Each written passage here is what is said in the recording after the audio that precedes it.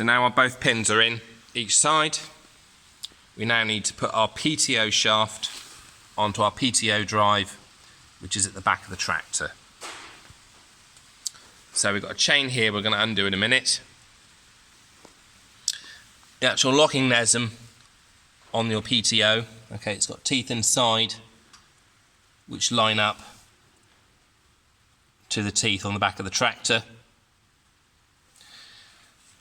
When it does slide on, this here pushes back. So you push it back like this.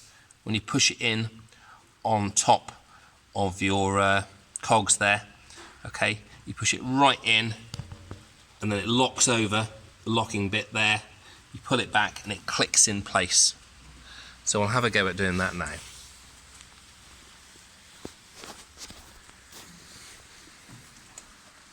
So, pin out, chain off. This guard will slide forward.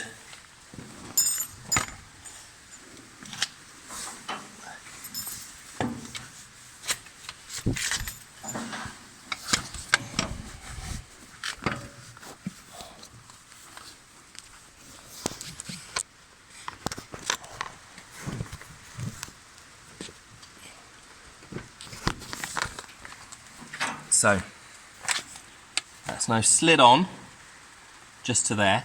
When you're sliding it on, if it's not quite lined up here, this bit inside you can move with your hands slightly backwards and forwards till it's in place. Then you push this whole PTO drive forward with your hand.